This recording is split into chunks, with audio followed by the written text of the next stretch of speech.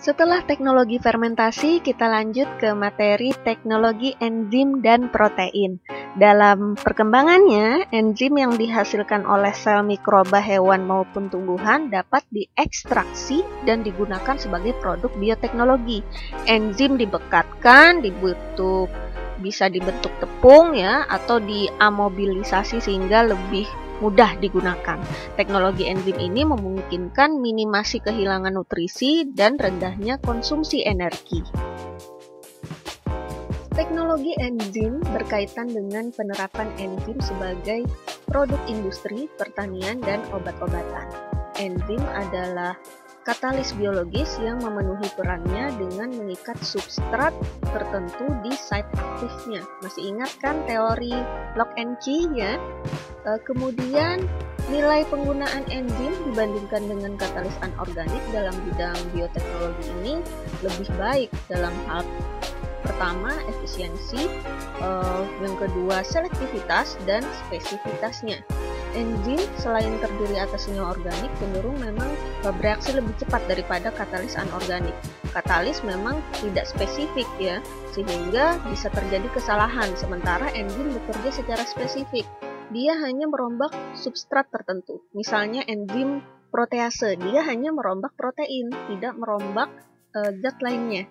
Enzim dapat bekerja pada kondisi fisiologis yang ringan, baik pH maupun suhu, sedangkan katalis kimiawi itu bekerja pada suhu dan tekanan yang tinggi. Enzim dapat bekerja baik pada suhu kamar, tekanan atmosfer, dan dalam kisaran pH normal. Bisa dilihat di grafik, kurva puncaknya di sekitar pH 7-9.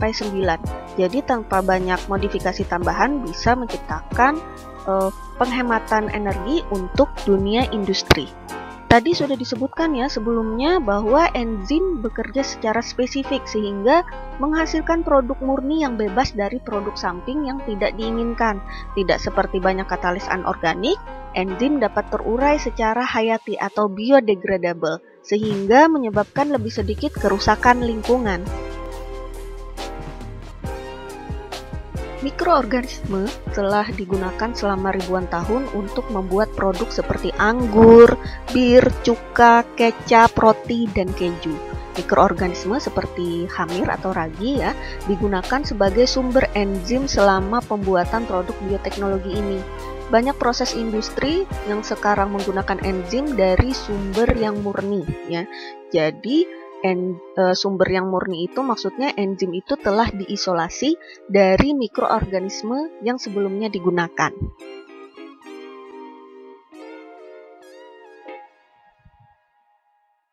Enzim mikroba diisolasi dari berbagai sumber, dan ini termasuk bakteri, jamur, maupun sel ragi. Enzim ini ada dua tipe ya, yang diekskresikan intraseluler dan ada yang ekstraseluler. Kalau intraseluler berarti diekskresikannya di dalam sel. Kalau ekstraseluler berarti dia dikeluarkan oleh sel ya. Nah, untuk yang enzim intraseluler berarti bersama-sama mikrobanya yang dipakai. Contohnya kan sel ragi ya saat pembuatan roti itu. Jadi kan mikrobanya juga ikut karena enzimnya adalah enzim intraseluler. Nah, untuk pemisahan enzim yang ekstraseluler maka harus dilakukan pemurnian namanya. Nah, enzim ekstraseluler ini dapat dimurnikan dari substrat dengan beberapa cara. Yang pertama sentrifugasi, kemudian penyaringan atau filtrasi, presipitasi, kromatografi, ultrafiltrasi, dan elektroforesis, dan lain-lain lah istilahnya ya, banyak, masih banyak. Jadi itu beberapa contoh metodenya. Tahukah kalian hanya 1% enzim yang teridentifikasi di dunia ini ya, telah diproduksi secara komersial. Sebagai contoh, enzim protease yang merupakan jumlah yang paling banyak diproduksi, sekitar 35% dari 1% tadi. Perkembangan bioteknologi inilah yang memacu produksi enzim secara besar-besaran. Dengan teknologi enzim, biaya produksi itu jauh lebih rendah daripada produk enzim yang dihasilkan. Nah, karena enzim aktif pada konsentrasi rendah dan mudah dikendalikan. Memang ada sih beberapa proses enzimatis yang justru mahal dan enzim tersebut harus dimatikan ya setelah proses. Bahkan ada juga sebenarnya enzim yang dapat menyebabkan alergi pada beberapa orang. Nah, enzim dapat diproduksi pada berbagai substrat ya atau medium. Jadi itu tergantung ini jenis mikrobanya, bisa dilihat di gambar ya. Jadi ada bakteri, fungi maupun alga bisa juga mengekspresikan enzim untuk diproduksi ya. Nah, enzim dapat diproduksi pada substrat padat, contohnya sekam ya, kulit buah, tepung kedelai dan lain sebagainya. Jadi substrat itu tidak harus produk dari lab ya, bisa juga kita ambil dari alam. Nah, kemudian ada juga enzim yang dapat diproduksi pada substrat yang cair, contohnya molase, limbah, dan lain sebagainya ya. Nah, mineral spesifik dapat ditambahkan juga ke dalam medium tadi, ke dalam substrat untuk memaksimalkan produksi enzimnya.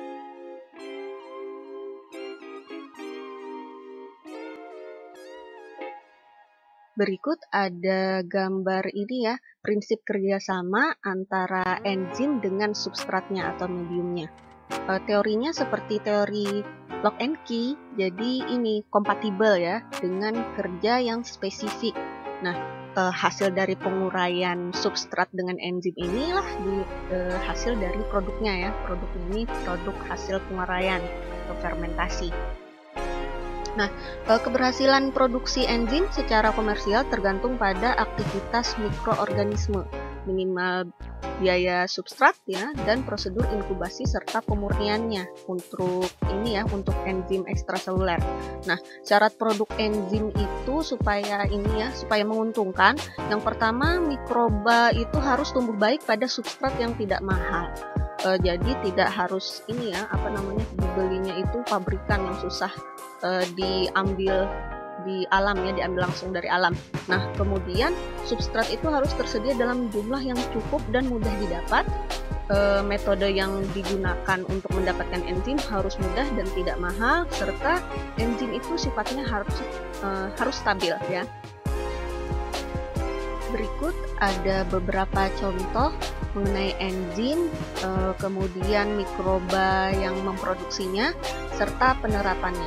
Misalnya enzim protease ya, diproduksi oleh mikroba bakteri jenis Bacillus, Pseudomonas, Clostridium, Rhizopus ya, itu jamur, Penicillium juga jamur, Aspergillus.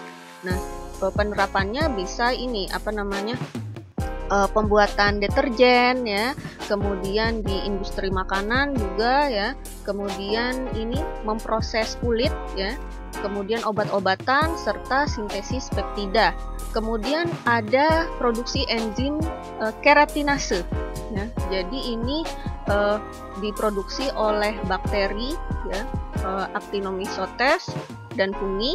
Kemudian penerapannya juga di formulasi deterjen juga ya, kemudian di pabrik kulit, obat-obatan juga, kemudian untuk pakan ternak juga ya.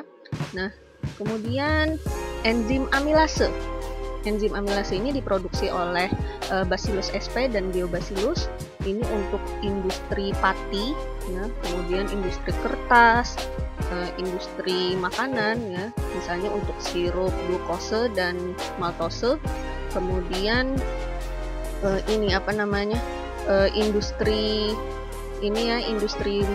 brewing, industri bikin minuman beralkohol juga. Kemudian industri tekstil ya, dan industri perrotian ya, baking industry. Kemudian ada juga enzim silanase. Ini diproduksi oleh Bacillus, Humicola insolens ya.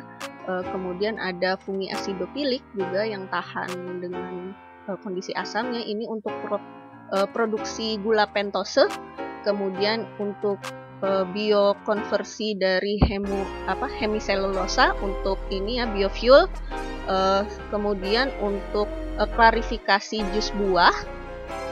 Kemudian untuk meningkatkan pencernaan dari rumen, rumen kan ini lambung dari sapi ya. Kemudian di industri kertas, jadi ini sebagai alat untuk pemisahan ya, atau pemisahan dari silen ya.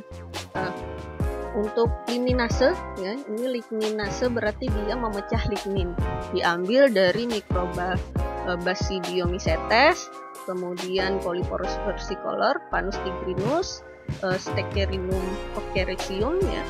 Jadi ini penerapannya untuk biosensor, biobleaching, kemudian untuk pollution control ya. Kemudian ada enzim selulase.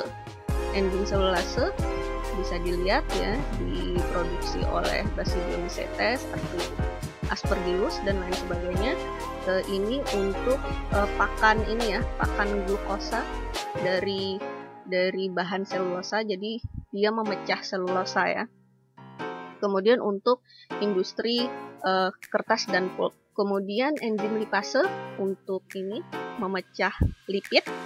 Ini diambil dari yeast, kemudian Candida, Aspergillus, Penicillium, Rhizopus dan lain sebagainya. Ini untuk ini juga ya, penerapannya pada deterjen, krim, lemak-lemak ya. Kemudian untuk agen terapeutik ya, terapeutik.